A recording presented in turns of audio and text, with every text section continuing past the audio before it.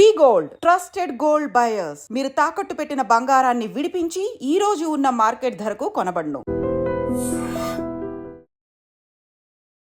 Hi hello నమస్తే, welcome back to iDream media. ఈరోజు మనతో ఉన్నారు సీనియర్ స్టాక్ మార్కెట్ అనలిస్ట్ అయిన ప్రభు గారు. పోస్ట్ ఆఫీస్ స్కీమ్స్ గురించి చాలామంది కామెంట్స్ చేస్తూ ఉన్నారండి. సో దానికి సంబంధించిన ఎపిసోడ్ ఇది, పూర్తిగా చివరి వరకు చూడండి. Hi sir. హాయ్ అండి. సో చాలామంది డిఫరెంట్ పోస్ట్ ఆఫీస్ స్కీమ్స్ గురించి అడుగుతూ ఉన్నారనమాట. ఏదైనా ఒక స్కీమ్ గురించి చెప్తారు పోస్ట్ ఆఫీస్లో, ఒక బెటర్ సేవింగ్ స్కీమ్ ఏదైనా? మార్కెట్ బాగుండనప్పుడే ఇలాంటి స్కీమ్స్ హైలైట్ అవుతూ ఉంటాయి. డెఫినెట్గా మార్కెట్ బ్రహ్మాండంగా ఫ్లరిష్ అవుతుంది అనుకోండి, ఇలాంటి స్కీమ్స్ కనపడవు. సో ఇది జనరల్గా మనకి మధ్యతరగతి వాళ్ళు ఎక్కువ కాబట్టి, సో మార్కెట్ కొంచెం కంటిన్యూస్గా కొన్ని పడంగానే బాగా భయపడిపోతారు. అదిగో పులి అంటే ఇదిగో తోక అన్నట్టు టక టక టక లాస్ట్లో కూడా అమ్మేసుకుంటారు, ఇంకెందుకు ఇంకా పడితే కింద కొనుక్కుందామని. సో అట్లాంటివన్నీ ఉంటాయి. So post office recurring scheme ఇప్పుడు హైలైట్ ఎందుకు అవుతుందంటే మనకి బాగా మార్కెట్ పడింది కాబట్టి. సో డెఫినెట్గా ఈ స్కీము కొంచెం అంటే మధ్యతరగతి వాళ్ళకి పెట్టిన స్కీము, మినిమం 100 రూపాయలతో అయినా చేయొచ్చు. పోస్ట్ ఆఫీస్ రికరింగ్ స్కీమ్ ఎవరైనా కంటిన్యూ చేయొచ్చు. 100 రూపీస్ అంటే ఎవరైనా చేయొచ్చు. సో మంత్లీ పెట్టుకోవచ్చు, డైలీ 100 రూపీస్ అట్లా కూడా పెట్టుకోవచ్చు, ఎవరిష్టం వాళ్ళది. సో మంత్లీ పెట్టుకున్నా, వీక్లీ పెట్టుకున్నా, ఇంత మినిమం అమౌంట్తో స్టార్ట్ చేసి పెట్టుకున్నా ఇప్పుడు 5000 అనుకోండి మంత్కి. సో 6.7% ఇంట్రెస్ట్ వర్కౌట్ అవుతుంది. ఇప్పుడు మార్కెట్లో అంత రావట్లేదు కదా, ఎఫ్డీస్కి వస్తుంది ఇప్పుడు మెయిన్. సో అందరు చూపు మెయిన్ ఎప్పుడైతే ఎఫ్ఐఐస్ అటు వెళ్ళిపోతున్నారో, మినిమం అమౌంట్ రావాలంటే ఏం చేయాలి అన్నప్పుడు ఈ స్కీమ్, ఇలాంటి స్కీమ్ హైలైట్ అవుతుంది. సో 6.7% అంటే మంచి పర్వాలేదు, నాట్ బ్యాడ్, ఇట్స్ మంచి రిటర్న్స్ అనుకోవచ్చు. సో 5,000 చొప్పున మంత్కు మనం ఇన్వెస్ట్మెంట్ చేస్తే 5 ఏళ్ళు పెట్టుకున్నారనుకోండి, 56,000 ఇంట్రెస్ట్ వర్కౌట్ అవుతుంది. 3,56,000 దాకా వస్తుంది. అదే మీరు ఆ కంటిన్యూషన్ మన అనుకున్న టార్గెట్ రావాలంటే ఇంకొక 5 years ఎక్స్టెండ్ చేసుకుంటే దాదాపుగా 6 lakhs మనం ఇన్వెస్ట్మెంట్ చేసింది అవుతుంది.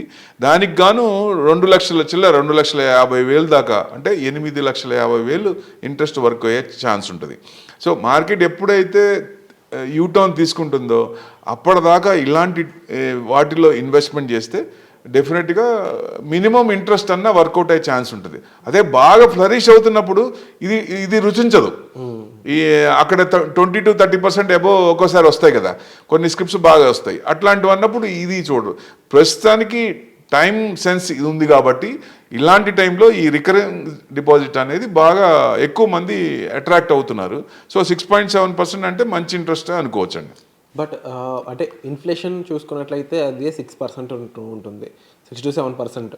మరి అలాంటి టైంలో చూసుకుంటే ఇలాంటి స్కీమ్ అనేది ఎంతవరకు ఎఫెక్ట్ అంటారు, లేదా ఒక డెట్ లాగా చూడాలంటారు? అంటే ఇన్ఫ్లేషన్ బీట్ అవ్వాలన్నా ఆ అమౌంట్ రావాలి కదా. ఇప్పుడు మార్కెట్లో ఏది కొన్నా నెక్స్ట్ డే పడుతుంది.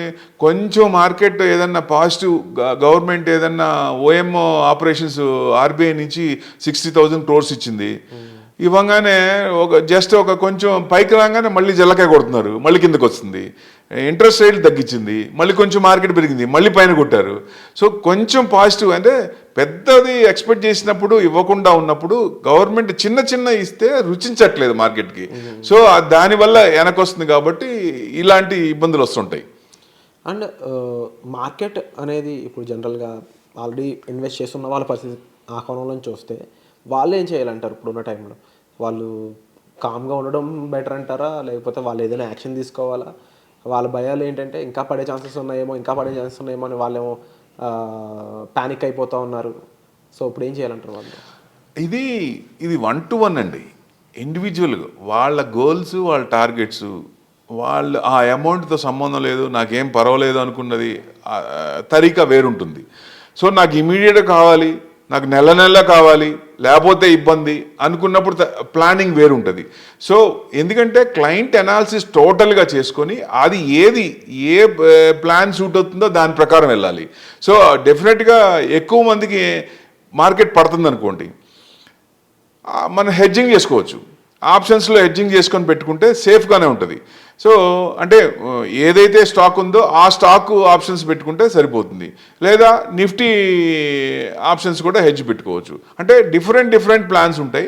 వాళ్ళకి ఏదైతే సూట్ అవుతుందో దాని ప్రకారం ముందుకెళ్తే బెస్ట్. అది 1-to-1 కూర్చున్నప్పుడు వాళ్ళ ఐడియాస్ ప్రకారం వాళ్ళ గోల్స్ అండ్ టార్గెట్స్ ప్రకారం తీసుకుంటే బెస్ట్ అని నా ఉద్దేశం. అండ్ ఓవరాల్గా చూసుకున్నప్పుడు సార్ ఇంకా పోస్ట్ ఆఫీస్ స్కీమ్ వర్సెస్ డెట్లో ఉండే ఫండ్స్ అయి ఉండొచ్చు, లేదా డెట్ సంబంధించిన ఇన్వెస్ట్మెంట్స్ అయి ఉండొచ్చు, ప్రొడక్ట్స్, మీరు ఏది సజెస్ట్ చేస్తారు, లేదంటే దానిలో డైవర్సిఫికేషన్కి వెళ్ళమంటారా? ఇప్పుడు మీరు అన్నట్టుగా ఇన్ఫ్లేషన్ బీట్ అవ్వట్లేదు. ఇప్పుడు 6.7% అంటే అది 6% ఉంది. సో డెఫినెట్గా వర్కౌట్ అవ్వదు.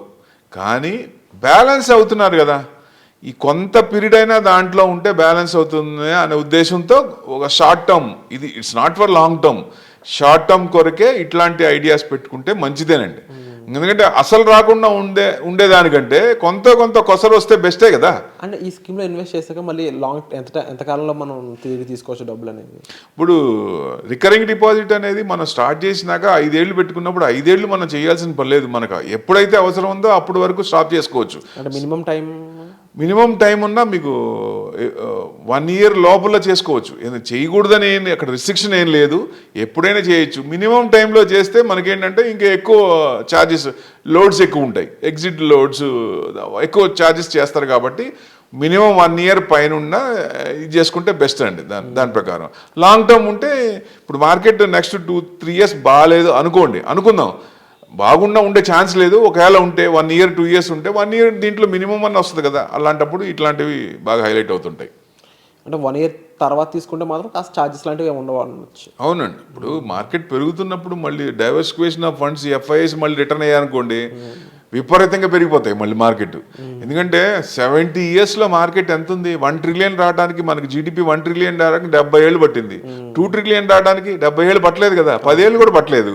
సో నెంబర్ ఆఫ్ పర్సన్స్ పెరుగుతున్నప్పుడు, ఉద్యోగాలు పెరుగుతున్నప్పుడు, డబుల్ పే చెక్స్ ఫ్యామిలీలో ఇద్దరికి, ఇదివరకు ఆడపిల్లలు చదువుకునే వాళ్ళు కాదు, ఆడపిల్లలు కూడా చదివిస్తున్నారు. ఇప్పుడు ఇద్దరు ఉద్యోగాలు చేస్తున్నారు, డబుల్ పే చెక్ వస్తుంది.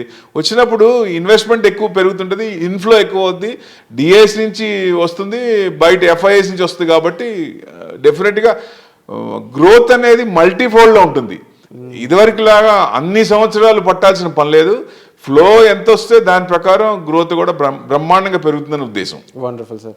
సో పోస్ట్ ఆఫీస్ స్కీమ్ గురించి and at the same time market గురించి 2 అనాలిసిస్లో సార్ ఇవ్వడం జరిగిందండి. మీకు దీనిపై మరింత అవగాహన, ఇన్ఫర్మేషన్, హెల్ప్ కావాలి అనుకున్నట్లయితే డెఫినెట్లీ సార్ని మీరు కాల్ చేయొచ్చు. ఈ టైంలో ఇన్వెస్ట్మెంట్ చేయాలనుకున్నా సరే ఎలా చేయాలి, ఎక్కడ చేయాలి, మీ దగ్గర ఉన్న అమౌంట్ని ఎలా మేనేజ్ చేయాలి, ఫైనాన్షియల్గా ఎలా ప్లాన్ చేసుకోవాలనే దానిపై కూడా మీరు ప్రభు గారిని సంప్రదించవచ్చు. వచ్చే ఎపిసోడ్లో మళ్ళీ కలుద్దామండి. Thank you so much sir. Thank you.